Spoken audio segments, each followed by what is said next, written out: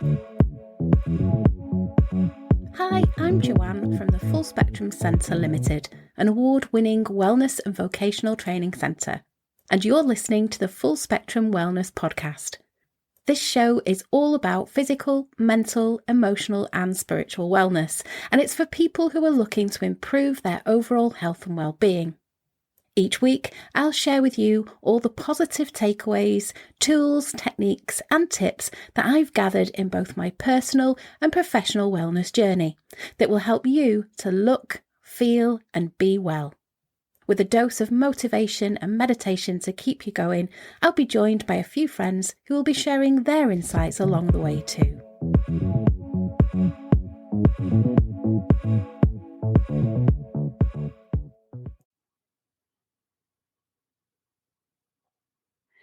So I'm so excited to be here today with the lovely Claire. My nickname for Claire is the Manifestation Queen. And I'm sure we'll find out during this podcast why I've nicknamed her that. So welcome, Claire. Hi. How are you today? Really well. We were just saying, like, we've had a heat wave in the UK and now it's just cooled off a touch that I can function again. Yeah, thankfully it's a bit cooler today because my office last week in here was like a sauna. I always it's only temporary, so if it was getting hot, it'll be gone soon and you'll forget all about it. Absolutely, the good old British weather. So I wanted to start today's interview or podcast by asking you, what does wellness mean to you? Well. So to me, it is, and I learnt this after well, I'm in my mid-40s now, but wellness to me is a relationship and a nurturing of mind, body and spirit. Mm-hmm.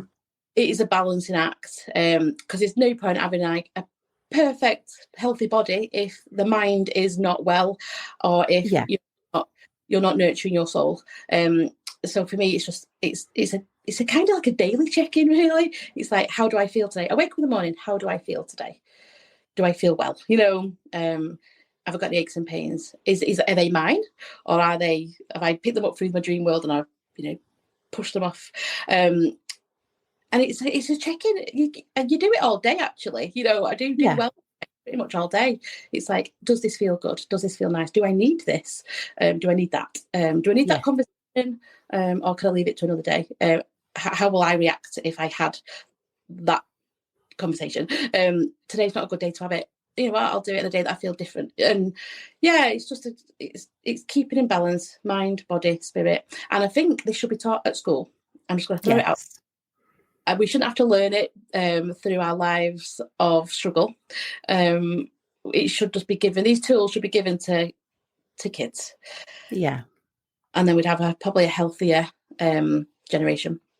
Yeah, I totally agree. Our age group are having to help the younger generation. They've got they have a different world now, aren't they? They've got the digital world. Last generation to live without the teenager, And I do think all the stuff we've had to go through, we can kind of help, because they've got a different set of wellness. They're like, because I'm on TikTok, I'm in that world. It's fascinating to see people's wellness journeys, but there's a lot of supplements, and we need to have protein shakes, and it's like, but when are you going to talk about your mind or your spirit? Pretty much about the body. Get to the gym, and that's fantastic. Nourish that body. What about your mind? Because that lives in your body. And what about your spirit? Because that is your whole purpose of life. It's a bit of a chunk missing, I think, in the world. And I think that you learn it as you get older. Absolutely. I love that. Yeah. What are you passionate about in life? I can see you're passionate about that, actually. Yeah, I am, because I've got friends, friends' daughters, that are coming to me for help because they just don't know how to navigate. So I do find myself a bit like an agony aunt. I'm like an aunt, like a bestie, I find that quite passionate, because a lot of people go, just go and see Claire. Claire will help, Claire will know, Claire will, and I don't say I don't have the answers, you have the answers, they're in you. But I can help with tarot to unlock them, so you get that that last jigsaw piece, go, oh my God, now I see the full picture. Because when you've got a piece missing, it's annoying. And you're like, I can't finish this thing off because I don't know what I'm meant to be putting there. So I do find myself, I love helping people. Absolutely. It fills my cup up. When I get a reading and somebody was crying at the beginning, at the end, they're going, oh, you can like feel their shoulders are higher.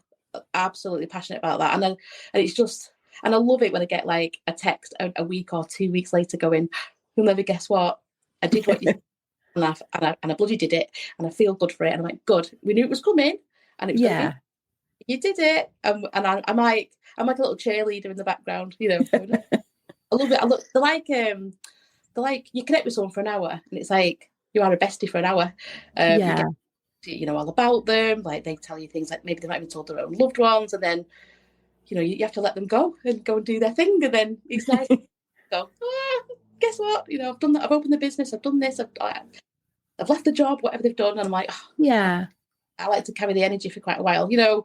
It's not just throw cards out, talk or someone and then off. But I'm also really into like the unexplained and the paranormal and all things mysterious.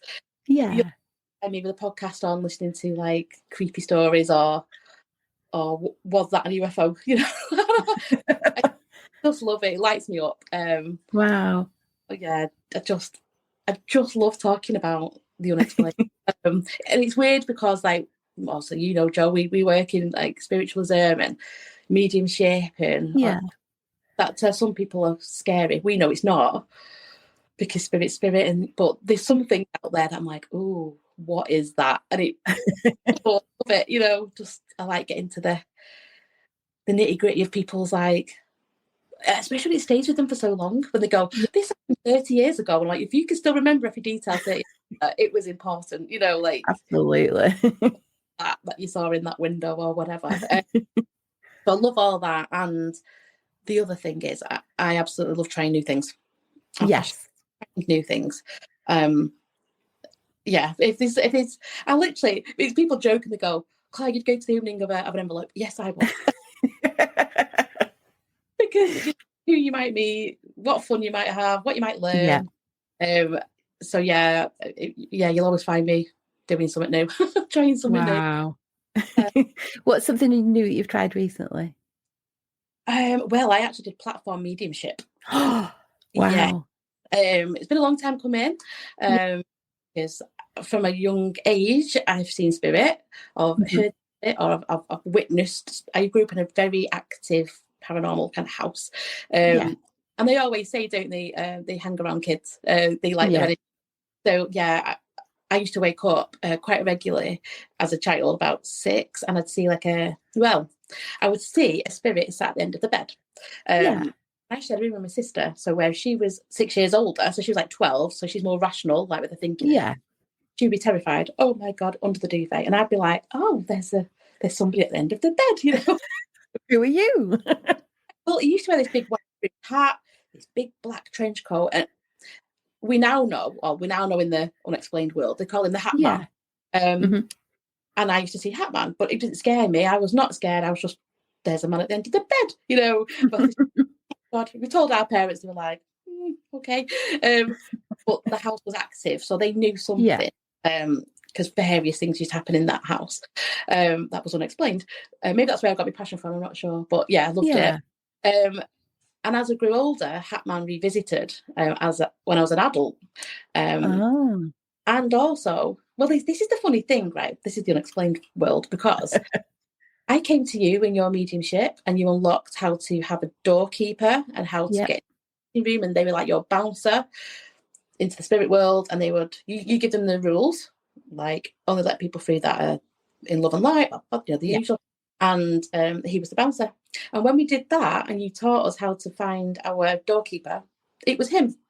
Hat Man was your doorkeeper? Hat Man was my doorkeeper. He would hi. He'd introduced himself over time.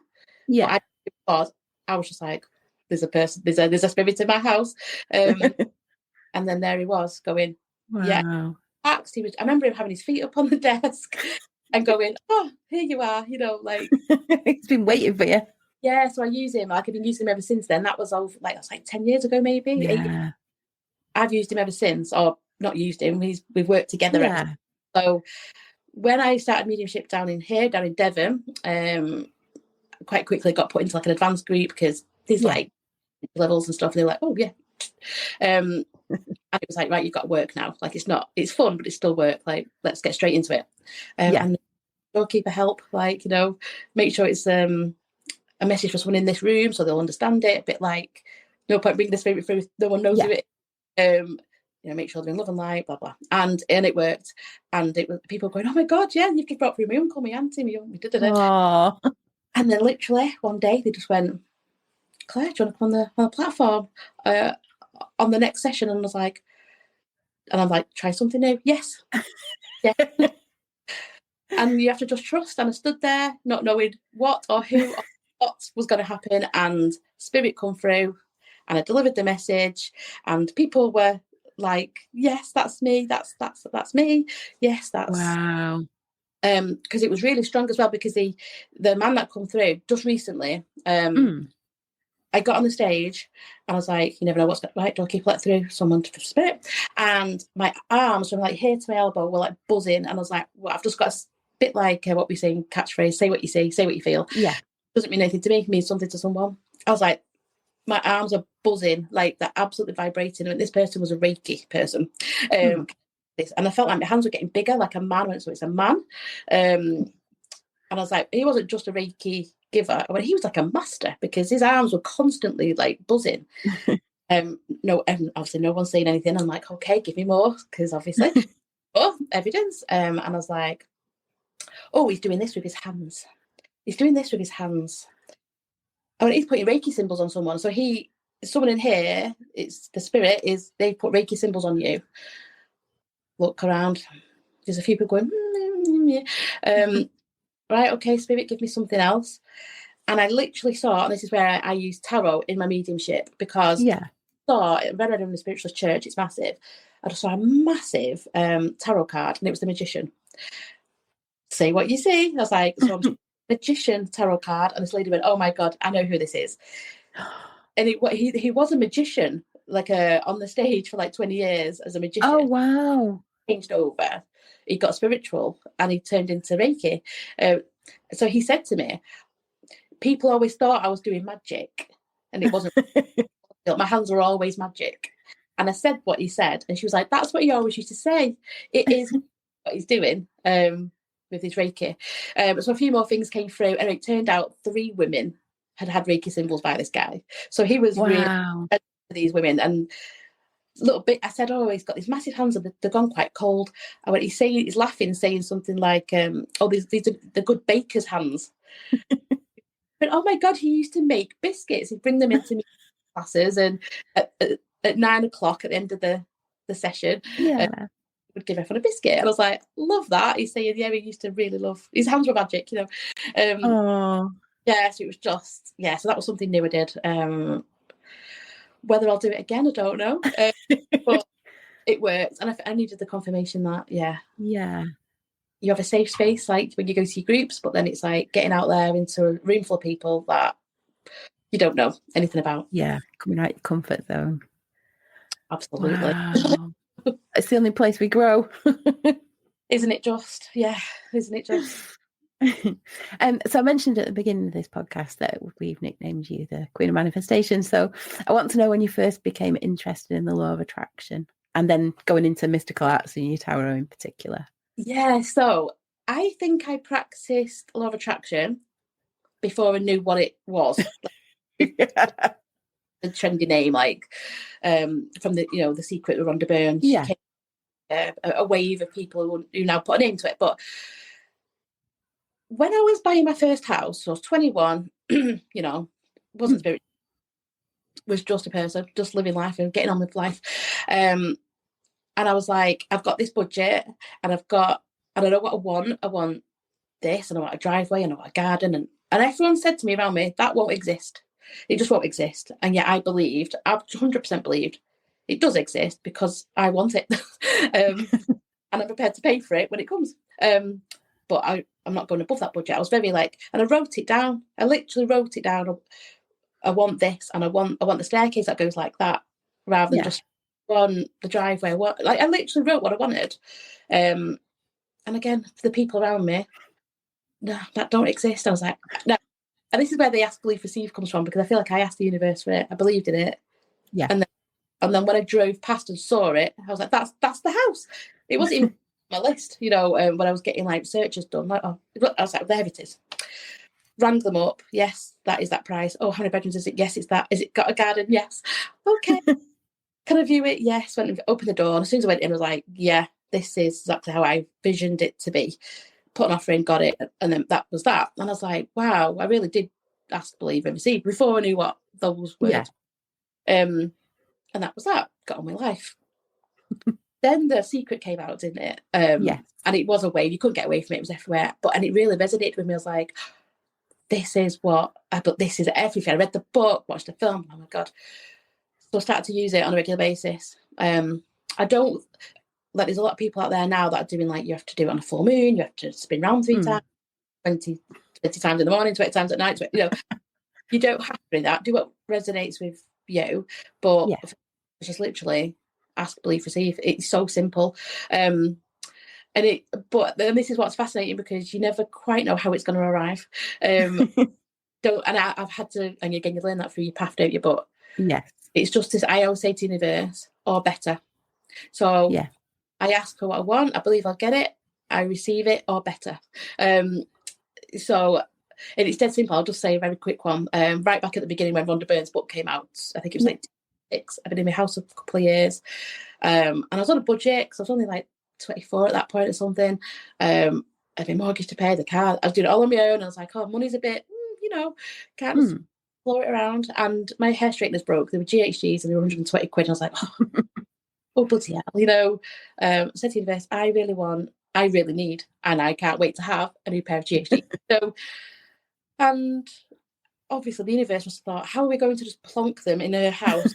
Wouldn't be normal, and it would be quite scary for people just to wake up and there's a PhDs on the bed.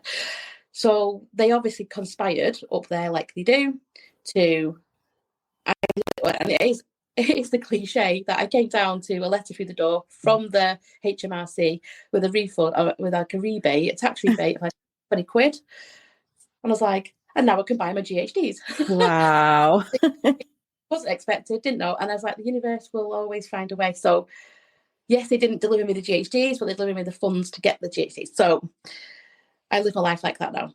That's, I don't know, 15, 20 years, you know, 20 years of manifesting. And I do think that plays into how I become a tarot reader, because I've always wanted to do a job that I love, that suits my personality, that, you know, I can work the hours I want and kind of pick the lifestyle I want. Because I did all the hard graft, I did all the 12-hour shifts, the night shifts, the working weekends, and that's not good for your mind, body, and spirit. Let me just tell you that.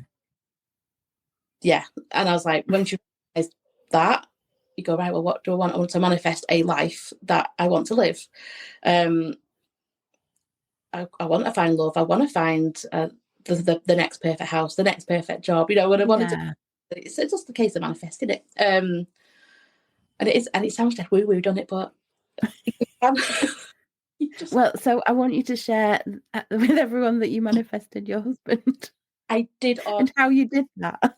I did order him. We laugh about it now, but I've still got the book. I wrote him in. So when I learned about manifestation and how to like be specific. So like when I said, if going back to the beginning, if I said to the universe, I want a house, then it gave me a house, but I could have had crap neighbours. It could have been falling apart, you know, and rubbish. But when I was specific, I particularly want this, and this. It conspired and it gave it me. So then I decided, right, I'm on this spiritual journey now. I want a husband. Don't just want a boyfriend now. It's real. So I ordered him. I literally, and I still have the book, and I still add to it. This book's been going for a while. It's a great book. And I picked a page for each thing. So one was for travel, one was for wellness. One is friends, and one, right, love, how does it look? I wanted him to have brown eyes. I was quite specific. I like brown eyes. So I want them to have dark hair. That's what I like. No point asking any old man, is there? You want what you like. I'm specific, even down to like where the hair was on his body. I was like, wow, that's very specific. Oh, it's on the. I know, it's very specific, but I was like, but that's what I like, and that's what I find attractive. So why would I want someone who's like hairless? Yeah. I want somebody who's got a bit rough, blah, blah, blah, blah, blah, tick, tick, tick, tick, tick. I mean, do you want me to go into how we did our past life? Yes. This is why I call you the Queen of Manifestation. Yeah. Well, you taught us this as well, Jo. Like, so I've known Jo for quite a long time. And right at the beginning of my spiritual journey, and I remember this big calling to find my tribe. And I literally typed into Google like angels, because angels were kicking off in me quite a bit. So I did angel meditation going on, and I came to it, a room full of strangers, didn't know. Wow, like this is blowing my mind. This is like genuine life-changing stuff. So then when Jo decided to run a past life regression group, well, I'll try something new. Here we go. Like, and we sat in a room full of people. It was, I can't remember how many people in the room, maybe 8, 10, 12. And we went into the meditation, and Jo guided us through our past life regression. And she always says, go to the life that you need to heal, something that in this life that needs to heal. That's the one we need to work with. So obviously I'm in this meditation. I see myself, I'm in Paris, and I'm like a socialite, and I'm in this taxi, like this like fancy car, going to this event, and I'm on my own, and I'm dressed really beautiful. I'll go to this event. I remember it dead clearly because it was life-changing. Yeah. And we're going to this party, and it was full of fancy men and, materialistic, and there was no connection in that room. It was just for show. And I remember these men kind of like coming over and asking me for a dance. And I was like, no, because there's no substance there. No, because I don't fancy him. Like, but I was like, I could just, if I wanted any old man, could go off with any of these. But no, none of this was connecting. And I remember leaving this party disheartened, can't find love. They're all just time wasters. They're all just materialistic. They only want to know me because, I was young and attractive in Paris. And I get back in the car, and I remember the driver saying, "You okay?" And I was like, "Just take me home." Like there's no love for me in this life. And that's how I felt in this physical life. Because I just fling after fling after fling. There was no substance there. I couldn't find anybody with any kind of substance. And I was like, oh God, I literally have lived this life in a past life. And then Jo says, now we can fast forward. So you've learned something there. You can fast forward to how you die in that life. You don't have to do it. And some people did leave the room from meditation because they just didn't want to deal with that. And I was like, let's try something new. Okay. How I die. So we fast forwarded, and I was about 80 years old. I'd never married. And I lived in this hut in the middle of like a recluse. All the jewels, all the fancy, all the materialistic stuff. And I just lived on my own, and I died like a spinster. And it was so, this person had a life, but they didn't live a full life because they didn't found love. And I was like, whew, that was quite. And I remember crying, and we come out of the meditation. I was crying my eyes out. You're really kind, and you're like, so how did your thing go? And I explained it. Other people were like, oh my God, that was really vivid. I'm like, yeah, but I've unlocked something. I'm not going to just put up with flings and people that only are here for a season. Like I want, right? And I walked out there, puffy eyed, all like, but that was emotional for an hour. And within 2 days, I'd met Lee. Within 2 days. And it was literally, that's him. I'd written it before. You'd unlocked like what I needed to heal, what I needed to know, what I needed to, right, stop fanning around, If you want a husband material, and I saw him, and I was like, oh, brown eyes, tick. I didn't want to rip his clothes off, like, well, where's that? Yeah, there he was. And I was like, right. And I feel like you gave me the confidence to do it, to just go and, do it. It'll unlock something. That's probably been, not hiding, it's not the word, but not living my full life. Yeah. And then all of a sudden we manifested him. And that combined with like past life regression, opened up a whole new, and I can never thank you enough for it. And there's a couple of girls out of that group from that day 10 years ago that still say to me, "Oh, Claire, you know, I still think about that regression you had. It affected them as well." Yeah, it was a powerful night. And you've all heard about it as well, so poorly. Poorly. You tell him, and I did tell him, I ordered you, and he loves it, you know, because really, like, yeah, you're very special. So you met him and you got together and you got married, and then you've manifested quite a few houses along the way as well. Yes. I do manifest quite easily, but it's because I do genuinely believe in instant manifestation. So yeah, I believe once you ask for it, it's happened. Like it exists and it happens. It's only when you start adding the doubts or the hows and the whys and the whats that it doesn't come to you straight away, you know. So for instance, when we were moving to the Isle of Skye, it's not, when you listen to everybody else, it's not easy to do. A lot of availability of houses, they're quite expensive for what they are, and there's a bit of a waiting list for people to buy houses because it's desirable and people don't like retire there. And on the outside it would have been don't bother, but because I have the absolute knowing of how this works, it's like, right, no, I'm not settling for 2 bedrooms, I want 3, you know. For me, one for an office, one for someone to come and stay in. Like, we need, like, people are like, oh, well, if you had a bit of a doer-upper, I want a walk-in, beautiful, done. I want beautiful views of the sea. And I remember, again, it was with you. I remember being at one of your meditations. In fact, I think it was, it might have been Crystal Skulls. Oh, the Cosmic Ordering one. Cosmic Ordering one. And it was around that time because we did a meditation. I went in, visualize what you want. And I remember seeing the house, which I didn't even know existed at that point. Yeah. Seeing the house.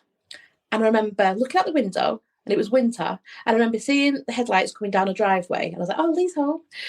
So I went outside and I opened the big gate, like big gate thing to stop sheep coming in and out. To let him in. And I remember being dead happy. And I remember looking out of the window, and my house was all like golden because it was like the lights, you know, that it was like cozy, warm feeling. And I looked out, and then I remember it was so vivid. And I was like, right, it exists because I've just visualized it. It exists. So then when I was looking for houses and they were like dilapidated or they were in or just extremely expensive for what it was, I was like, no, I'm sticking to my guns. It's this price, it's this location, done, right? It's a done deal. And everyone else around going, it's not happening. It exists. The person who's selling it hasn't put it on the market yet. That's all I've got to believe, that it's not available yet, but it will be somewhere. And lo and behold, I was checking every single day, and then it popped on and I was like, tick, tick, tick, tick.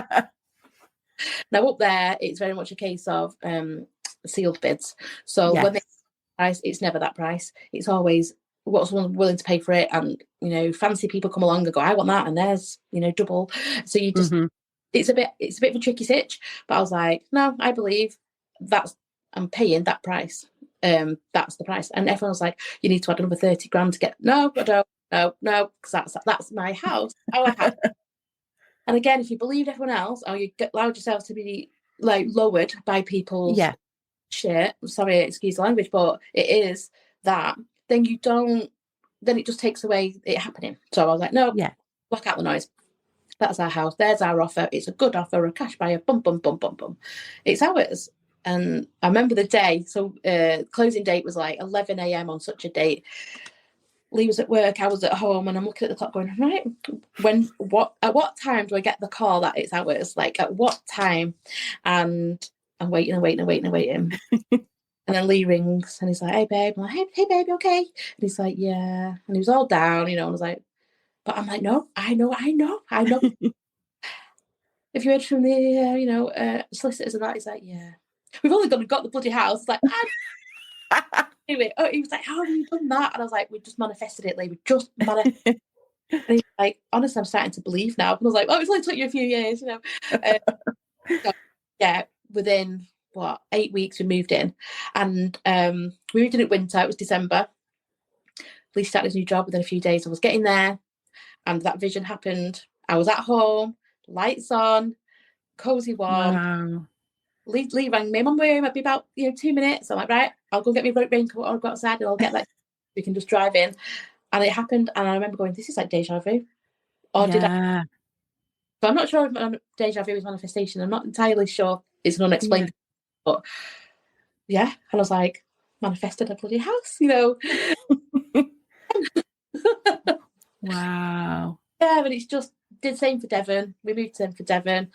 And I was like, yeah. And I said, I want a tarot room.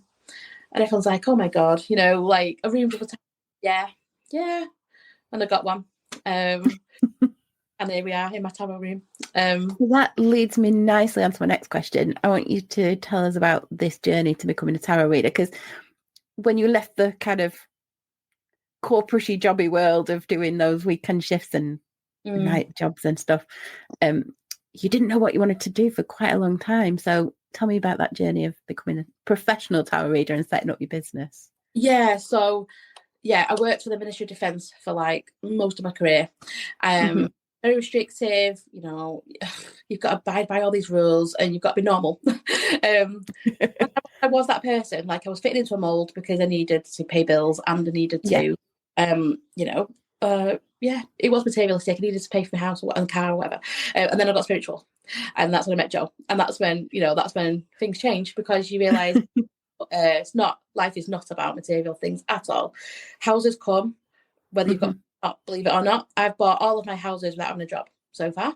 It's because the universe is like, you've asked for it, here it is. Money will come in various ways. I left corporate, I got spiritual, went to Scotland, and I was like, I don't know what to do. Like, I don't know what to do. But the universe was very much a case of lay dormant, recover, because it is a recovery when you leave corporate. Like, it's a recovery. It's like, it's trauma, because you've gone from being this person that you thought you knew and who you were, and then you're like, that's not me anymore. I'm not that person. And I had all these like gifts coming along, but you don't know who you can share them with other than the spiritual community. And it can be a bit of an isolating journey, which is why it's good to have tribes and people like yourself who, like mother hen people, and we're like, hey, you're normal. This is your new normal. I picked up I actually bought my first tarot deck when I was 18. And I got the tarot deck because I was on a plane going to America. My sister lived there. Back in them days, before we had iPads and all that, it was just, you had a magazine and that was all you had for the plane. And a 10-hour flight. Yeah, I know. And I was going to Florida. And in the front pocket thing, like massive thick, it was like this thick brochure, because they knew you've got to be bored on them planes. And I was on my own on this flight, and I was just flicking through like you do, reading slowly, because I'm like, I've got all this fucking plane line to go. An article, and it was a lady who looked normal, like she's not wearing like a owl on her head and a witch's hat. She was just a normal woman who had a tarot reading. I found it incredible, worked. She bought a deck, and now she was a tarot reader, and she was a tarot reader to the stars, and her story was amazing, because she was now with these big celebrity clients in LA and all this. It's American like airline. And I was like, I've never even heard of tarot. I was 18. What? Got back to the UK. In Stockport, there was a shop called Cobwebs. It sold all sorts of metaphysical stuff, and I went and bought my first tarot deck. Didn't know what I was doing with it. Just sat with it in my living room, in my house. It went everywhere with me, but I didn't know what I was doing with it. But it was always there in mind. Tarot, something about tarot. There's a reason why I saw that article. The reason why I bought that tarot deck. And then I was 22, and I went to a tarot reader on Blackpool prom, as you do. When you're out on a Sunday with your friends, and all three of us had a tarot reading, and all three of us came out and said, well, one friend said, that was a load of rubbish, that's never going to happen, it's absolutely ridiculous. Well, within 4 weeks, everything that tarot reader had said happened to that friend. And she was like, holy schmoly. And I was like, yeah, wow. Other friend, she also said, no, that's not for me. None of that doesn't ring true at all. Nope, nope, nope. Over the next year, hers took to come to fruition. But then it was like, how did she even know? Mine, reading was very, very about the present. So I could go, yeah, yes, yeah, yeah, yeah. Because she was very accurate about the present. And I was like, yeah, this is fascinating. So present, near future, friend, quite, it all came true. And that was when I got my tarot out. And I was like, now I want to know how she did it. You know, that was mind-blowing. And I'm still talking about it now. This was like 20 years ago. So I started to study, and the books and the books and the books, and it's a massive system, tarot. It's a huge 78 cards, and there's so much symbology in it. There's all religions are in there, and it's I'll still be learning till I die, because there's so more. And over the years I got better and better, and started to use my intuition more, because actually what one card means for one doesn't mean the same for another client, and it depends on the placement of it in the spread, what the spread is, what the card before of it, what the card after it is. It's so vast. What one card can be so different. And I was like, right, okay. So it got to a point where a friend, a bit like an agony aunt, friends would come round in a dilemma. They always found themselves at Claire's house, you know. Like, I'm going to use a couple of tarot cards. I didn't know you did tarot. Well, I do. Helping them, and they were coming back going, wow, bloody hell, yeah, I needed that. These tarot spreads got bigger and bigger, and were going further. So it wasn't just dealing with the present of what's going on in someone's life. It was, I'm like, oh, well, if you think about in about 3 years, this is probably going to happen. Obviously, you've got to wait for that to come, and then they're coming back to you going, oh my God, yeah, do you remember when you said, yeah. Well, about a year and a half ago, a particular friend who's very insular, who's very introvert, who doesn't tell us what's going on in life, you wouldn't have a clue what was going on, messaged me, Claire, can you please do a tarot reading? I know you do them. I was like, can you tell me what's going on? No, I can't. So you're going in blind, right? Okay, my friend in need did this spread, and I wrote it down because I felt like this one needs to be written. So I did like a report for her, and it was very much the life she's on now. And if she splints off and does this new path, the new path, Dad, this was comfort zone, and this was like, oh, everything changes. It's big, it's huge, it's life changing. But now is the time. And if you don't do it now, you're going to miss the boat. Sent it, and she's like, I can't talk to you now, but I will promise I'll get back to you at some point. Okay. Right, and I was like, I don't know if this is right or wrong. She hasn't told me. I don't know anything. I've got no confirmation or anything. So a few weeks later, she comes back, and she's very much like, so I printed that report off that you did, and it's been in my desk drawer, and every day I read it, and every day I'm like, I can't live this life I'm on. I cannot. It's long, it's boring, it's unfulfilling, it's soulless. There's no love. Like, she was in a relationship, but it was just soulless, just convenience and very much comfort zone. And I said, there's a brand new person. He's a Knight of Wands. He's going to come in, but it's fast, and you've got to go with it. If you miss this horse, it's going to gallop off without you, you know. But you're going to travel. She didn't even have a passport. She didn't even want a passport. You're going to travel abroad. You're going to all this stuff. And she's like, no, I don't think it could. It wasn't for me. And then one day, someone walked into her office, and it was the Knight of Wands. Wow. It was like dropping something off, and it was like, she recognised him from the tarot, because I'd wrote he's red haired, he's built quite well, a bit like he's muscular, whereas anyway, don't go into too much detail, but it was very much, I described this guy. She went, it was like, hit me like a bolt, boom, that's him. And she's like, I don't know what to do. And I was like, she messaged me and was like, you go with the Knight of Wands, like, because that is a beautiful life for you. And I could see the whole life. It wasn't just like, it was like, I can see the whole. And she was like, oh, fucking hell. Anyway, so to cut long story short, they are together. He got her a passport. She messaged me. I love it because I keep getting like, guess what? I've got a passport. Amazing. When are you going on holiday? Don't know. He took her to Florence. He took her to Italy. Me going, I'm here with the Knight of Wands in Italy. Like a photograph. I can't believe it. I felt like I feel so good. And I was like, kept saying to my husband, because like he knew her, and I was like, I'm waiting for the wedding invite. Yeah. That you'd never get married. No. And that's because you're on that path, because that was that one. And I was like, I'm just waiting for it because he's yeah. And at Christmas just gone, I get the beautiful photograph of the, I just got engaged. I was like, amazing. So I've got to save the date. So I'm going to go to my first wedding, predicted by the tarot, which I'm over the moon for. Wow. And she gave me the confidence to go. It doesn't matter if I don't know what's going on in someone's life. I don't know an inkling of it. This stuff works. And I got more fluid with telling people. So if anybody said, I'm having a bad time of it, I'll give you a tarot reading. I'll do it. And it was getting momentum and people starting to hear about it. And then again, fast forward to just about 2 months ago, I went to my mediumship class, which they're not really into tarot. There to connect with spirit without anything else other than your body.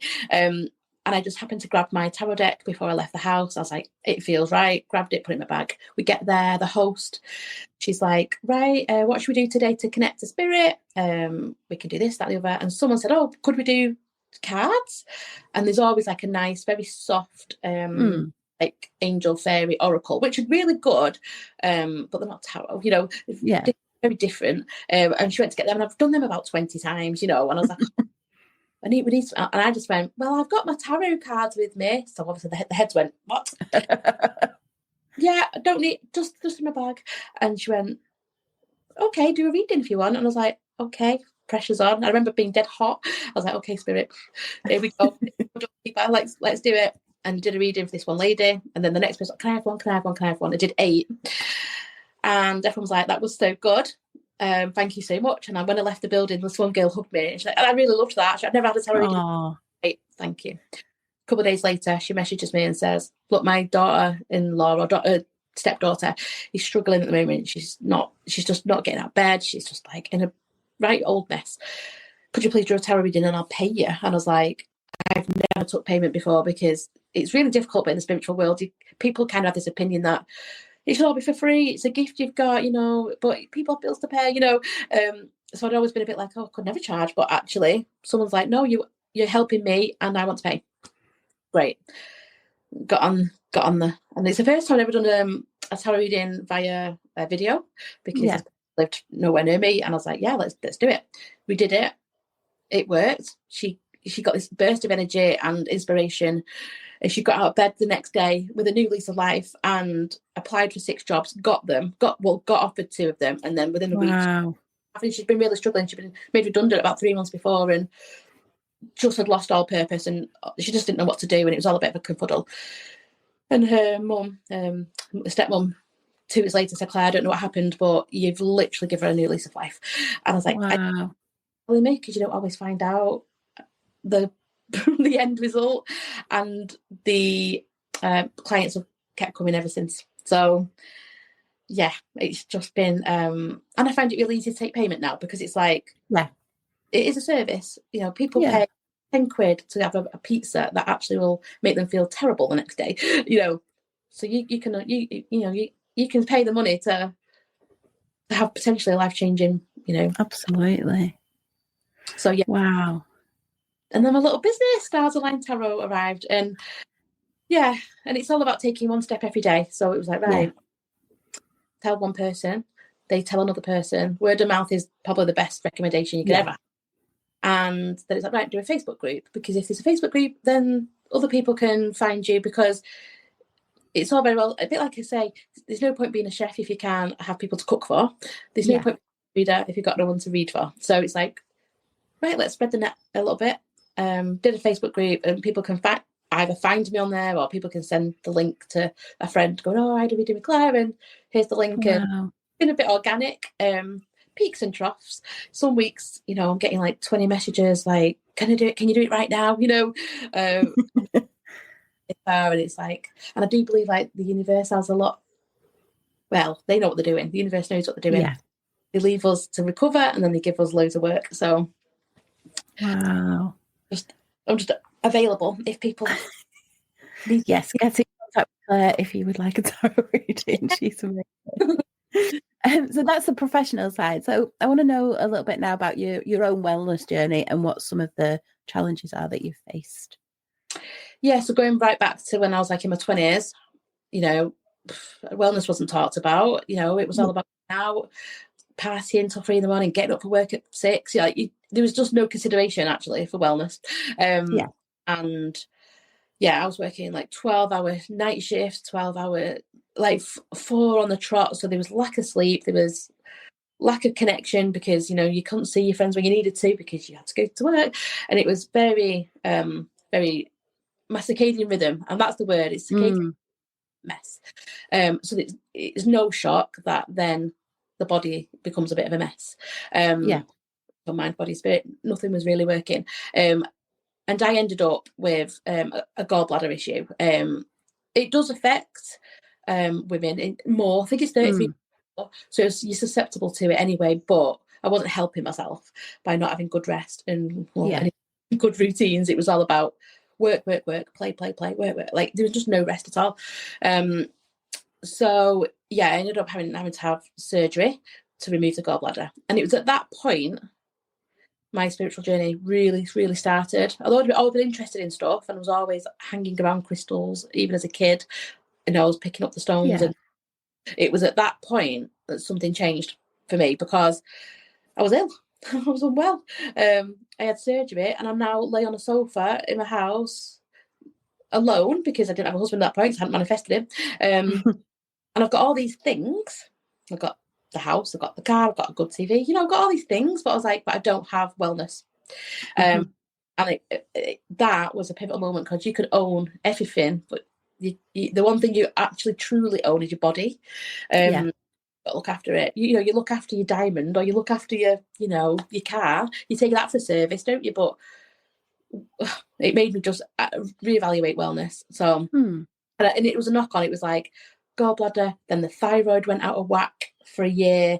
Then there was like an element of endometriosis that came in. Everything was just like in chaos. And the doctors couldn't really help me. They're giving you tablets. There you go. But nothing was really, truly working.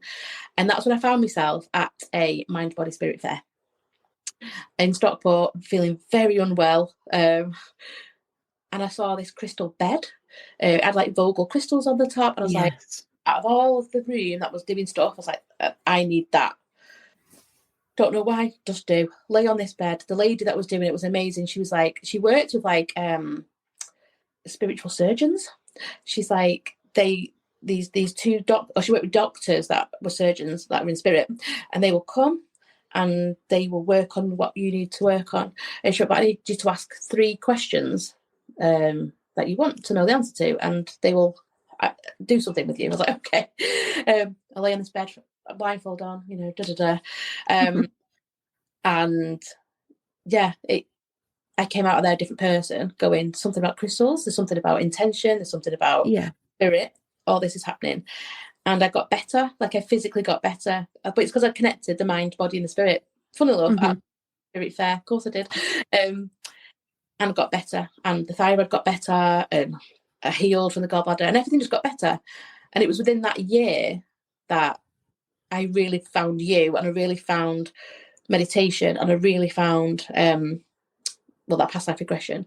The saying, like, you can have a million friends, but when you're unwell, they don't live with you, they don't help. They can only do what they can do. And I was like, nah, I want a husband now, you know. And that connect to the mind. I had to be a well person in order to meet a well person, you know. Found that was like a switch point, an illness that knocked you out of your body, and then you realise how that body is, you know. And that, so I would never go back to that. I would always, this is why I always do a check-in. If I wake up, like, God, I feel a bit grouchy because I actually had a really bad dream the other night. It was so vivid because I do struggle with vivid dreams. And it was so vivid, and I woke up and it knocked me for my, like, just everything. I was like, that was awful. Couldn't shake it off. I love nobody. So what we're going to do? I'm going to just go for a walk around the block. That didn't really shake it off. I've got a little rebounder. It's like a little mini trampoline. Right, I'm going to bounce this energy out, you know. Oh, that's not doing it. I'm going to make a new recipe. Like, I'm going to get a cookbook out, and I'm going to look at the recipes, like the stuff I've got in the fridge. I'm going to make something new. So it takes your mind into a different place. created that I feel a bit better now. I hugged my husband when he came from work. Like, I did all these things, and if I hadn't have done all these things, that could have spiraled for days.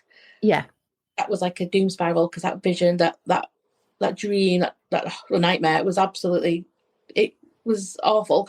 That this is where you do your daily checks, and it's like, right, what do I need to do? I need to move. I need to eat. Right, I need to sleep. I need to rest. I need to speak to a friend. So I would never. I'd like to think I would never, ever, ever be able to be back in a bad body again. Bodies do stuff, like, they go wrong all the time. But I do think now I understand the power of the mind. You probably, I don't know if you know about, you probably do, of course you do. There's a guy called David Hamilton.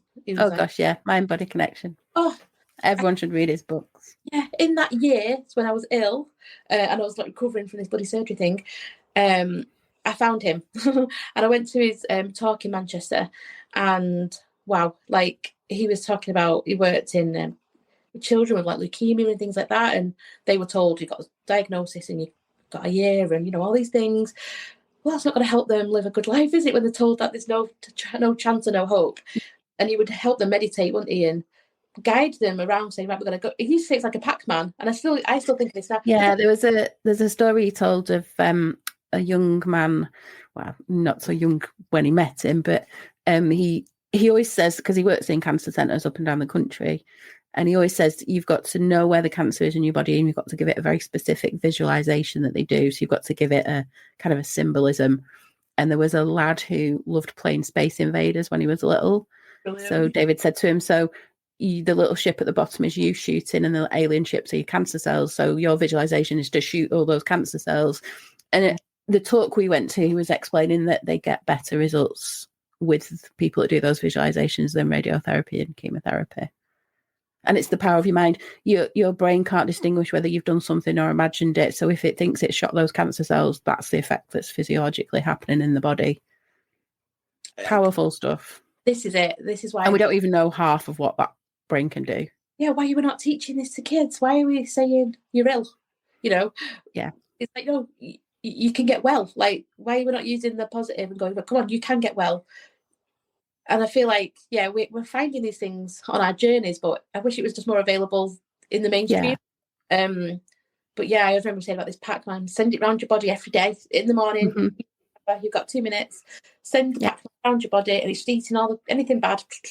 Right, okay. And that's what I try and do. Obviously, we're not. Sometimes I forget to send Pac-Man round, but if I wake up and I'm not feeling the best, I'm like, right, send Pac-Man round and just eat anything that's not good. And leave me with a healthy body, because there's power behind intention. Yeah, and I mean, David's a scientist. That was his job. He worked for a massive pharmaceutical company, so he knows his stuff. But he tells the story in the talk and in his books that the reason he left that job, and it was a very well paid job for this very big pharmaceutical company, was because he took part in a placebo study between Panadol and paracetamol, and he realised it doesn't matter what the chemical formula in between those two drugs is very little difference in active ingredients, but people think the Panadol works better because it's more expensive than your cheap 20p from the supermarket paracetamol, but actually it's what you think that is going to do for you. So people thought because they paid more for it that would be more effective. And same with the nocebo effect. People get the side effects of the leaflet when it's a water tablet because they've read that drug can give them those side effects, and they actually get the side effects, which isn't physically possible. But that's how your brain can affect your body.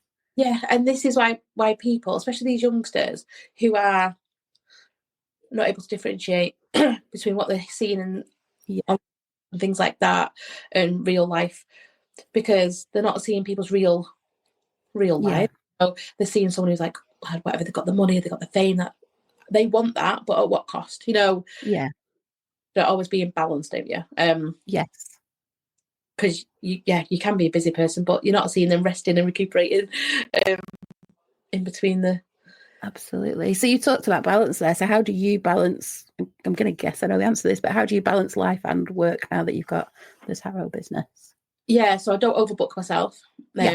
Regardless of how tempting it can be. If somebody's offering you money, of course you like. Well, no, because especially when you're self-employed, because you may not work for another week or two. You could never work again. You just never know, do you? Like, one knows. But it's like, no, I wanted to manifest a lifestyle, and it's not, and it's just not being a slave to money. It's just not. Yeah. But it comes in so many different forms and different ways. And I actually find it this past 2 months since I've been doing the tarot business, how fun it can be. Because I've just had money flying in from like I went on a cruise recently and we missed a port. So what? The weather was bad. We had a great time on the ship, but they sent me 100 quid to say, "Oh, you missed a port. We're really sorry." Oh, wow. I don't need to do as many clients this week because that's great, And then I had I got another tax rebate the other day for 380 quid. Just as my car insurance was being renewed, I was like, yes. So yeah, I still manifest. So I manifest on a daily. So it's like, right, I don't want to work today. I want to do something like this. I want to nourish my soul by being on a podcast with you. Client could come another day. But I sort of overbook myself because it's not good for the customers either. They don't stressed out either. I make meaningful gaps. So if I had like an hour between clients, I'm not just going to sit and watch telly. I'm going to do something that fills my cup up. So I'll sit in the sunshine, I read my book, I listen to podcasts. I've never mentioned it, I've got this rebounder, a little trampoline thing, and a little bounce on it because there's something about it's like good for lymphatic drainage. Just gets everything wiggling about. I've got this song. It's called "Eat, Sleep, Rave, Repeat" by Fatboy Slim, and it's very fast, and it's 3.5 minutes. And I'll go right. I'll bounce to the beat of it. Wow. And it's like, "Eat, Rave, Repeat." I love you. You went, no, how many wives are bouncing on the bouncer, listening to the podcast. I was like, yeah, well, it's what I do. It's what makes me feel good. And I'm very good at boundaries. So I not last Saturday, the Saturday before, I had a client who I'd done a reading for, who loved it, and bless her, she'd sent the word of mouth out, and a few people contacted me via her saying, "Oh, I had the reading with." It was 7:00 at night on a Saturday, and she messages me saying, "I've got 2 friends who want a reading right now." No pleasantries, no like, "Hey Claire, I don't know if you're free." It was just like, "You do this right now."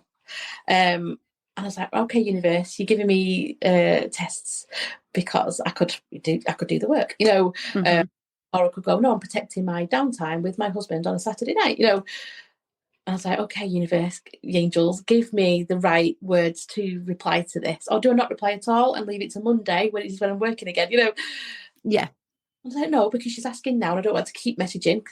So I literally was like, "Hey, lady, thank you so much for reaching out. My hours of working are if they want to have a reading, then would love more than anything to do that, but it's Saturday night, enjoy yourselves." And she replied back saying, "Oh no, I get it, I understand. Just thought I'd ask." Great. So it's just a boundary thing, because people will message you at 3 a.m. on Facebook. Hi, they've had a bit tipsy, or they're having a bad time. It's 3 a.m. They woke up and they're all a bit stressed. Can I have a reading? And it's like, babes, I'm asleep having a dream, no. So yeah, boundaries is important, and that's how I keep my work-life balance. I love that. What do you do to de-stress? Do you do all of those things you've mentioned? Do they use de-stressors? Yeah, all things. I do use music a lot to de-stress. So if I am feeling a bit down and a bit energy-wise, I get the beats going, get the and it's we've discussed this a lot over the years, but there's power in words, and don't pick a song if you're already feeling a bit glum. Don't pick a song that's going to make you feel the same, like Adele songs at that point. I'll go for I love Higher Love by Whitney Houston. And it's something about that beat, that rhythm, the words that just go, "Give me a high," and I'm like, yeah. Equally, if I'm over energetic because I'm a fire sign, I'm a Leo, and this is my season at the moment, like we're in July, August, like I can feel myself being very active because I'm into astrology, and it is very much like I feel myself like burning up with energy. I need to use music to calm myself right down. Yeah. Bit of classic FM on. Yeah, there's no words, it's just beats. Yeah. So yeah, use that. I love to swim, so again, fire sign. I need to be around or near water quite regularly, to kind of chill my beans. So swim. Really lucky down in Devon. There's quite a lot of open air pools, open in the summer. So very minimal chlorine because it's all UV. Cleaned, and it's the water is fed by a river, so it's just there's something about fresh. Yeah, it's fresh, but it's heated. It's solar powered, so it's it's warm, it's toasty, but the water, it feels like silk. It just, I guess it's not got the chemicals in it like chlorine would have, but it feels like I don't know. Oh wow! Like gliding through silk, and I love it. And they do like this 1 hour session called Adult Tranquility, and you're not there to give it all splish splash. Just you get a pool float and you just bob around in the sun. Oh, that is how I de-stress, and it's £5. You know what I mean? I'm like, wow. I come away from there like a fresh bean. Yeah, that sounds amazing. It is, and we're all moving to Devon. You just find these places, well, you manifest them. You don't find them, you manifest them. That is true. I think I did manifest. It's coming up to good weather, and I'm like, oh god, I'd love to have an outdoor pool. Like, gosh, I'm going to manifest that for the next house, hopefully. Because I need to be in and around water. And I was like, there's got to be something. There's got to be outdoor pools, and it's like all your big centres, like I was like, yeah, but no, because the energy in them pools, they're all for sport. People. Yeah. And I want to relax. Did a bit of Googling. 13 or 14 miles away, there's this open air pool, and it's fed by the river, and it's got no chlorine in it, or very minimal chlorine in it, and it's outdoors, and it's a £5. I was like, I'll go and have a look. Yeah, I was there 4 times in a week that week. I was going to say, you've never been away. Looking at your Facebook page. Oh, I know, because why would I not? Absolutely. So I want to know, on a typical day, what does your daily self-care routine look like? So a bit like, as we know, we eat a lot, but I sleep on a grounding sheet. Yes. I don't know if people have heard of them, or they might have seen the adverts on. Yes. But they're a thing, and they work. And my cat, I know it works because my cat just gravitated to it, and she relaxes on it. And animals know, don't they? So I pick up after a very good rest on a grounding sheet. But I do find the grounding sheet gives me even more dreams, probably because it's just more like in the zone. So I wake up on a grounding sheet. I'm a huge believer in getting daylight into your eyes as quick as possible. So it's get them curtains open. I always go downstairs to feed the cat, and I get in that gap. Like yesterday, it rained a little bit. They were like a sprinkle of rain. I don't care. I'm still going to sit outside for 10 minutes with as much body out as you can do. Because you just need that. I need that light, that sunlight in my eyes, particularly. Because people always whack sunglasses on, which is great, but that early morning sun is not that strong. So I'm like, get the light in. And that's when I normally get me little downloads. So I'm like, oh, right, what should I do today? Oh, look at the diary. Oh, yeah, that feels good. That doesn't feel so good. Change that about. That's a good 10 minutes. Yeah. Going anywhere, I'm sitting here for 10 minutes in the sun. Then I pet the cat a lot. She is a great de-stressor and also good for wellness. Anyone's got an animal, a pet. Oh my God, what a blessing. They just give so much, and they also take away a lot. They're just a powerful little all in a little fairy body. I just love them. So she's a massive part of my wellness day. And that's one of the reasons why I wanted to work from home. I want to be around my animal. I don't want to be away from her for 6, 10, 12 hours a day. No. And positive words of affirmation.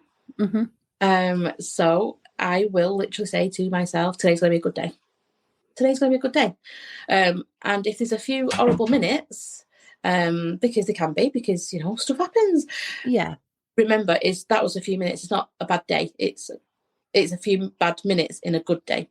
It's constantly like refreshing your mindset to say, you know, yeah, that happened. It's crap, but it's gone now. Done. It's not going to ruin my day. You know, I love my husband and I tell him a million times a day. And by me telling him means that I feel good. Like, yeah. Because it's you give to receive, don't you? Or you don't give to receive, you give. If I didn't say I loved him, he wouldn't tell me it back.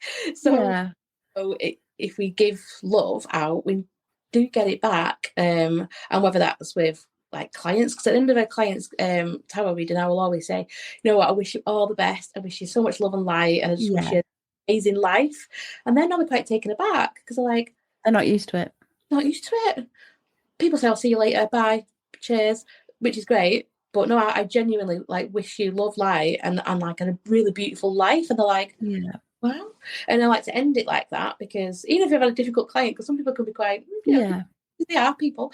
They tend to go, right. And it's fun enough, the ones that have been quite difficult are just like very closed and like, if anything, and you're like, I'm talking to the void here, you know. They're the ones that, funny enough, do come back later down the line to say, they probably have the biggest shifts. I think so. Yeah, I think so. Because the ones that are already spiritually enlightened love it. They're like, oh yeah, I needed to.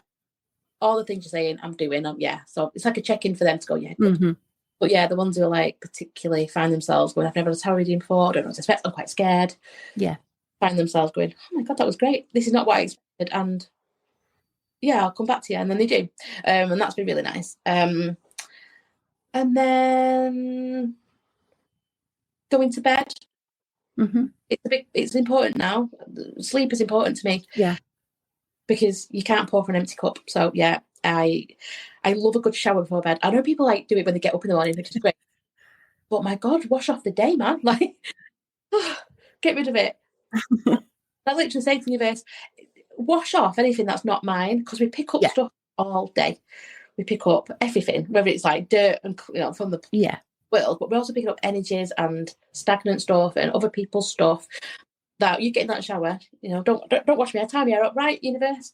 Wash up anything that doesn't belong to me. And you know, let's get ready for a really good night's sleep. Get in bed, read a book. You know, chat to a friend, do loads of stuff. I feel like I'm doing it all day. It sounds like it's a big chore, this, but it's not. Sounds like an amazing day. Oh yeah, and also I've always got a crystal kicking about. Yes. It's always around. You can never have enough crystals. No, get that. There's one for everything, isn't there? Yeah, absolutely. I do think people do say, "Oh, which one do I need for something?" I'm like, "No, you choose." Like, oh, it'll choose you. Yeah. Like if you've got like a nice bowl, which I have got one kicking about somewhere, with all the colours in, and I'm like, just okay, you're coming out today. You're coming for a day out. Do you keep them in your bra like Mama Jen? I'll just have a little look what I've got in there. Oh, there you go. Red Jasper. Bra on, something out, right? In you go. Yeah. It's great for carrying crystals in. Yes, I do think bras, particularly for women, should come with just a holder. Yes, like a crystal holder. Yeah. New business idea, Jo. I know. I just need to find somebody that can sew. I want to know, what are the most important lessons you've learned in life so far? Life's too short. Yes. Life's too short. So that means, stop worrying about stuff. Because it sounds harsh. You could be dead tomorrow. So why? And I always do think, if this was your last day on the planet, and you go up to your life review, you're up at heaven and you're on your life review, and they go, here was your last day. And what did you do in that day? Oh, you worried about the washing, you worried about the job, you worried about the bills. You didn't live that day. You didn't exist that day. So, and I know it sounds woo-woo, because I know people struggle, and I know people live in like a very conforming, to how you go to work, you pay your bills, you have your kids, and then you die. Yeah. And I know it's easy for me and you and other people like us to say, don't worry about it. But my God, I've had trauma. I've had my dad die in a motorbike crash when I was 21. So I've seen how short life is. He didn't even make it to retirement. He literally worked 15-hour shifts. He picked up every overtime he could. He missed out on birthdays and events and also pay that mortgage off. He paid it off in 10 years, and I'm dead proud he did, because he thought he'd have this life of, well, my money will be mine, and he didn't have the time. So, and I find myself saying it a lot to people in tarot readings, actually. There's always more money, but there's not more time.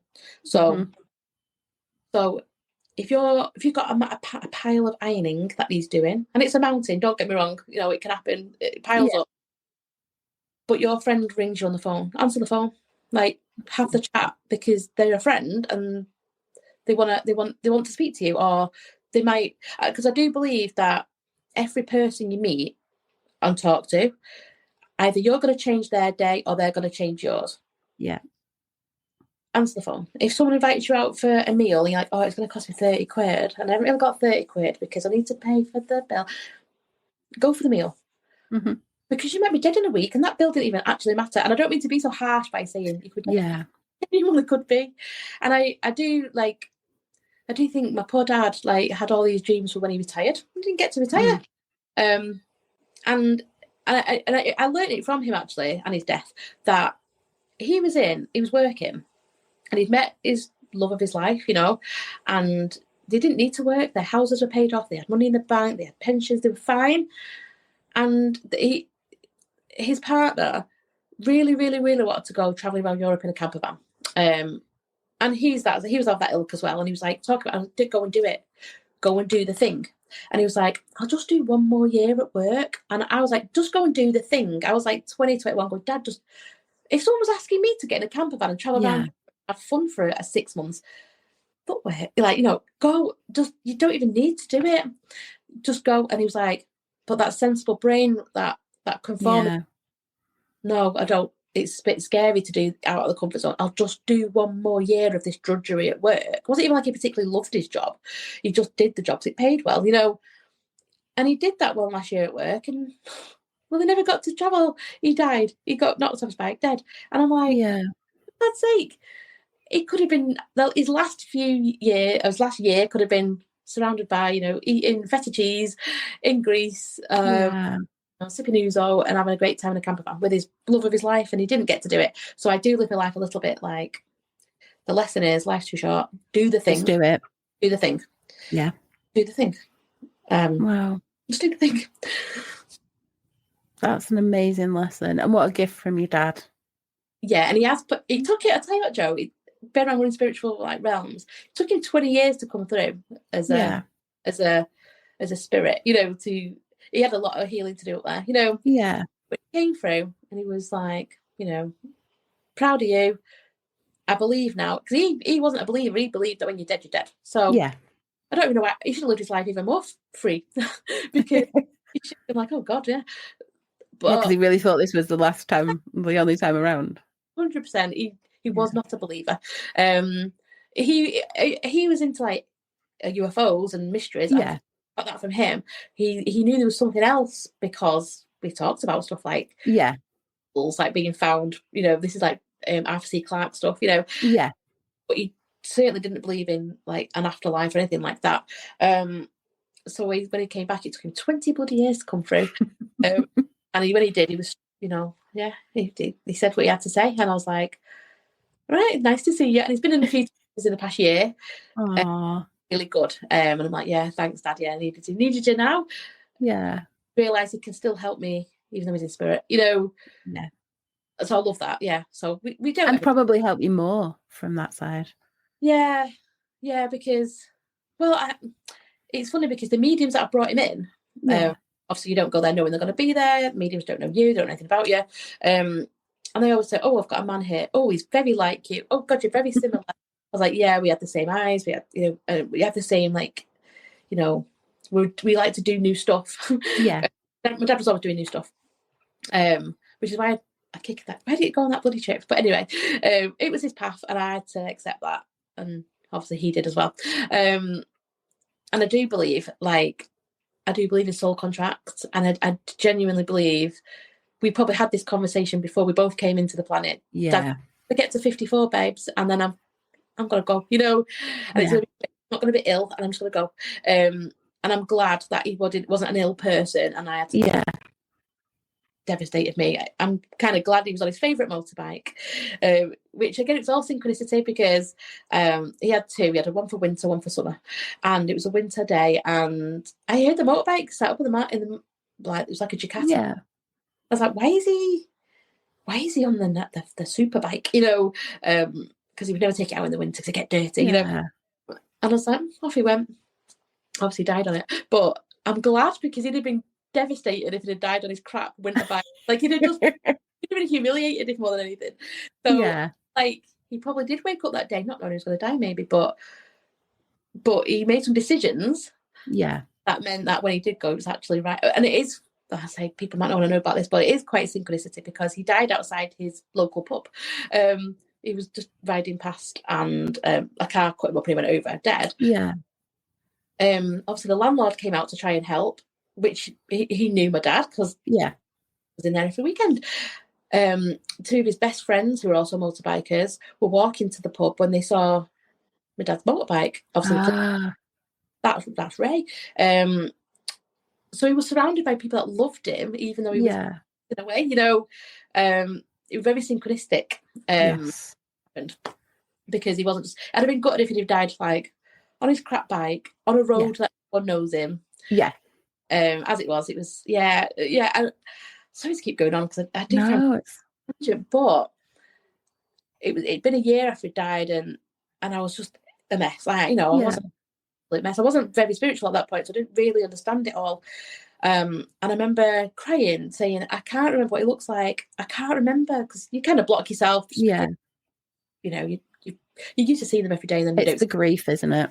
Yeah, and it's not quick, is it? And I remember saying again, I must have been using law of attraction then, maybe, but I was like seeing it to the world.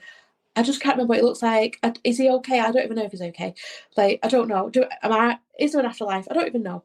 And then I slept that night and I had a vision. I had a dream, and it was so. There's dreams, and then there's visitations. Yeah. There's lots of differentiation between the stuff we have when we go to sleep. And I was literally shown how he died. It's hard to explain, but I was shown. Like, I'm not going to call it the Grim Reaper because it was like the death. There's as a spirit who goes to when they die, when people die, and I was shown it in a quite a simplistic way because they didn't want to scare me, but. This entity said, "You need to get in." It was like a minibus. It's like, "You need to get in the minibus." Why? It's like, "Because we're going to go and collect your dad." I was like, "What?" "Well, we're going to show you how he died.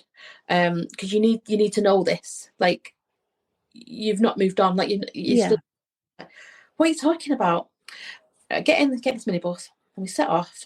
And there's a few other people in the van, and we go to the place where my dad died, and we're sat in this corner, and the guy's like looking at his watch. He's like, "Right, about 3 minutes now." And I'm like, 3 minutes till what? "Well, until your dad dies." "What do you mean?" He's like, "Well, I'm here to collect him. Just wait here." And we sat there in this minibus with Death. I was sat with Death. And I see my dad come down the road. And I'm like, no, because I now know what's going on. I'm like, I'm doing everything I can to stop the collision. I can't. I have to see it, I watch it. Death looks at his watch. Right, off we go. And we go over and we see my dad's body, the bike, the people that I see the landlord come out, everyone's like gathering, trying to help. And I see my dad get out of his body, look back and go, "Well, bloody hell." Like, wow. Wow. And Death was like, "Hey, over here. It's me. What, who are you?" "Yeah, I'm come to take you." So he comes, gets in the van, and I'm sat with my dad. My dad's in spirit, and I'm a human. And I'm in the dream world, and I've got Death, and they're all explaining to me. Dad's like, "Where the hell are we going? What are you doing here?" And I was like, "Well, I'm alive and you're dead, Dad." And it was this a meeting in spirit, but in dream. Oh, it was so bizarre. Wow. And this is what's fascinating because the Death said, "Right, come on, we've got to get going to the next one." "What do you mean next one?" And he went, "Well, I've got a series of events in this area, so." And the guy in the back was like, "Oh, don't tell me it's my son next." And it was like, "Yeah." And we went up to this other, and we're at B&Q randomly. And this guy was like, "Oh no." And it was his son died there, and he got out with Death. And it was just, we basically collected a minibus of souls. And then the Death said, "Right, those living people have to get out now." because this is where your journey ends and theirs starts into the afterlife. And I was like, wow, I don't want to leave him. I was like, I don't want to go. And I was like, but bye, you know. And it was like, it was literally like the goodbye I needed. Yeah. We couldn't have in the real world because, well, he wasn't ill. Yeah. And it was fascinating, and it stuck with me. And I woke up crying my eyes out, but really good, happy tears for the first time in like a year. I was going to say, how did you feel when you woke up and remembered the dream? It was a bit like after our past life regression. Something shifted in me. I was like, I understand now. I understand like death now. I get it. It was timed. It was a contract. Death will collect me at this time. I remember him literally going right through to the time. It couldn't be any other way. It couldn't. There's nothing could have stopped it. Nothing could have changed it because it was meant to be like that. So it taught you about soul contracts. Told me about soul contracts. Told me about like everyone's path is different. It's changed my path. I'm devastated I've not got a dad anymore. But it was his choice. He decided that contract, and I needed to learn something from it. And we're all connected. We're all one. Yeah. We're not all separate souls rambling around this bloody rock. You know, we are all connected for reasons. Yeah. So the guy who's in the car that killed my dad had a path to be on. He's going to kill somebody that day. He didn't know. We didn't wake up that day knowing. It happened, and his life would have rippled off into a different, and it would affect his family and one person. You know, people dying all day, every day, and it's changing people. And it's something about this soul's journey that I think is a massive lesson. And I think, and I do think, like, I'm really comfortable around death. Because I understand it now, and I work with spirit now. And I do find comfort. In fact, it could be called a passion, actually, if I was looking at it. People that do need comfort when someone's died, and they just don't understand it, and it's just awful. And I've got no problem with a complete stranger going over and giving them a big hug and just saying, like, you're going to be okay. Yeah. Whereas some people that love them and know them can't do it. Yeah. Like the people closest to you can't sometimes help. Yeah. It needs to be a stranger that is kind and offers some kind of, I don't know. I won't say like, you know, I'm a medium. I would never do that to anyone. I would never, like, at some point you will get a sign, and I promise you'll be okay. Like one day you'll be okay. Yeah. Because I've been there. Oh, wow. Yeah. Well, the universe is very good at matching the right people with the right people at the right time. Yeah, I think you're dead right. I think there's no such thing as a coincidence, we always say. Yeah. Doesn't exist. Yeah. Everything's meant to happen as it happens. Or it wouldn't happen. That as well. Yeah, absolutely. That as well. They're great lessons. Finally, I would like to know what your advice would be to someone who wants to live a healthier, happier and more balanced lifestyle. The first thing that always comes to my mind is you are the product of the 5 people you spend the most time with. Yeah. So if someone's out there not living a happy, content, peaceful, spiritual life, it's probably look around your environment and look around just your social circle. Yeah. It's no great shock if someone comes to me as for a tarot reading in particular, and they're telling me, you know, they're down, they're depressed, they're this, they're that, the other, and I go, what are your best friends like? Same. What's your partner like? Yeah, same. And I'm not saying you have to change all that, but you do need to consider who you are getting energy from and who you're giving energy to. Yeah. The people that I was friends with in my 20s are not there's a few that have made it through because they were clearly in my soul contract to be friends for life. But I would say my social circle now is completely different. Sorry, my one's going on.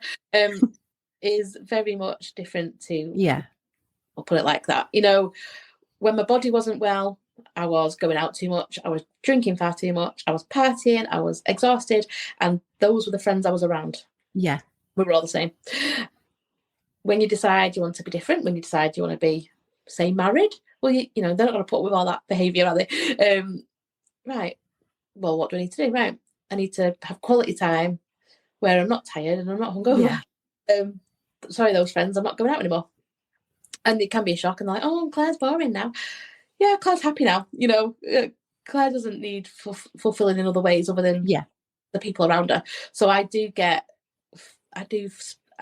fill my cup up with people, good quality contacts and chats. And I do think if my advice would be to anyone who's not feeling good or not mentally feeling good or they know that there's something around, the first thing would be the people. Yeah. The job, the house, even feng shui. I'm really good at feng shui. Because people, they'd be like, I can't sleep well. And then I'm tired, and I'm like, right, okay, well, is there any clutter in your room? Yeah, I've got, right, sort the clutter out. Okay, what about or they can't find a partner, and I'm like, is there any room for them in your house? What do you mean? Well, is there any wardrobe space for a partner? No. All right, we'll sort a couple of hangers out, sort out your bedside table, so one side is for you, one side would be for a partner, because you have to create energy and space for good people. If you just, why am I always having flings? Because there's no room for a permanent person. There's room for them for one night, not for like so I'd say to people, good advice is sort your environment out, sort your space out that you live in, sort the people out, find people that when you've had a conversation you go away feeling good. Yes. Not going, oh God, or if the phone rings, like, I don't answer that, because they're just going to drain. Yeah. Find the ones that go, oh my God, my friend's ringing me, hi, the ones that you can say, I can't speak right now because I'm busy, but can I call you tomorrow? They're not going to take the hump because they're your friends. Yeah, they're going to be okay with it. Yeah. And don't dull your shine, basically, for other people. You are who you love that. And someone's going to love you for your quirks and your oddness and the fact that you're jumping on a bouncer at 7 o'clock at night listening to Fatboy Slim because you need to get out. They're not going to go, oh, what are you doing that for? They're going to go, I'll go, it's only 3 minutes, babe. I'll give you and I'll be, all right, okay. Like, just don't not be authentic, Yeah. Don't dull your shine. Oh, that's the greatest advice. Thank you so much for sharing your journey with us today. I'm sure it's going to help so many people. As we said, if you would love a tarot reading, then get in touch with Claire. Star Align Tarot. Yeah, you can find me on Facebook, or you can email me at starsalignSolutions@yahoo.com. Brilliant. And you're on TikTok as well? Oh, TikTok as well. All of the stars. Yes. Brilliant. Claire does. Well, so people can pop on. If you like, they follow me on there, then they'll get it go live, and I like just. Yeah, you give little live card readings. Yeah, and people are amazing. Get a moment and they get a flash of inspiration. I had one a couple of weeks ago, and I can't tell you the difference it's made. So thank you very much. I'm so glad because you already know how to do this. I know. Sometimes you just need somebody else to tell you. You need a good tribe to go, cheerleader, hi, yeah, there you go. Oh, thank you. Enjoy the rest of your day, and I'm sure we'll see you and speak to you again very soon. Bye. Thanks, Claire.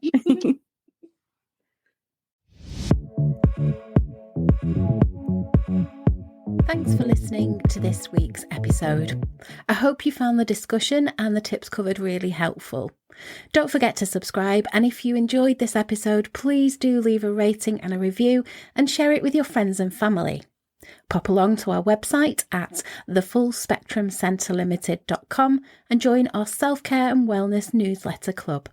You'll receive our free 55-page printable self-care guide and workbook. Well, that's all for this episode, but I really look forward to seeing you next week.